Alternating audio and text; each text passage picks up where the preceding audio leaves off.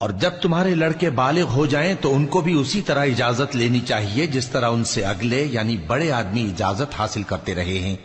اس طرح اللہ تم سے اپنی آیتیں کھول کھول کر بیان فرماتا ہے، اور اللہ جاننے والا ہے، حکمت والا ہے۔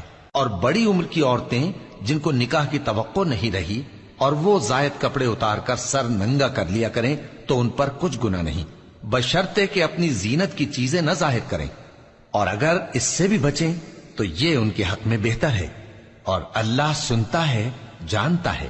نہ تو اندھے پر کچھ گناہ ہے اور نہ لنگڑے پر اور نہ بیمار پر اور نہ خود تم پر کہ اپنے گھروں سے کھانا کھاؤ، یا اپنے باپ دادا کے گھروں سے، یا اپنی ماؤں کے گھروں سے، یا بھائیوں کے گھروں سے، یا اپنی بہنوں کے گھروں سے، یا اپنے چچاؤں کے گھروں سے، یا اپنی پھوپھیوں کے گھروں سے، یا اپنے ماموؤں کے گھروں سے، یا اپنی خالاؤں کے گھروں سے، یا اس گھر سے جس کی کنجیاں تمہارے ہاتھ میں ہوں، یا اپنے دوستوں کے گھروں سے۔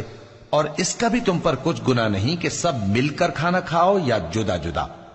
پھر جب گھروں میں جایا کرو تو اپنے گھر والوں کو سلام کیا کرو، یہ اللہ کی طرف سے مبارک اور پاکیزہ تحفہ ہے۔ اس طرح اللہ اپنی آیتیں کھول کھول کر بیان فرماتا ہے تاکہ تم سمجھو۔ مومن تو وہ ہیں جو اللہ پر اور اس کے رسول پر ایمان لائے، اور جب کبھی ایسے کام کے لیے جو جمع ہو کر کرنے کا ہو پیغمبر کے پاس جمع ہوں تو ان سے اجازت لیے بغیر چلے نہیں جاتے۔ اے پیغمبر، جو لوگ تم سے اجازت حاصل کرتے ہیں وہی اللہ پر اور اس کے رسول پر ایمان رکھتے ہیں۔ سو جب یہ لوگ تم سے کسی کام کے لیے اجازت مانگا کریں تو ان میں سے جسے چاہا کرو اجازت دے دیا کرو، اور ان کے لیے اللہ سے بخشش مانگا کرو، کچھ شک نہیں کہ اللہ بخشنے والا ہے، مہربان ہے۔ مومنو، پیغمبر کے پکارنے کو ایسا خیال نہ کرنا جیسا تم آپس میں ایک دوسرے کو پکارتے ہو۔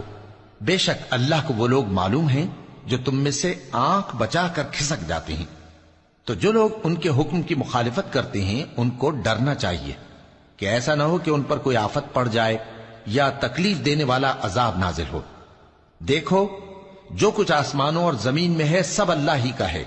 جس طریق پر تم ہو وہ اسے جانتا ہے، اور جس روز لوگ اس کی طرف لوٹائے جائیں گے تو جو عمل وہ کرتے رہے وہ ان کو بتا دے گا، اور اللہ ہر چیز سے واقف ہے۔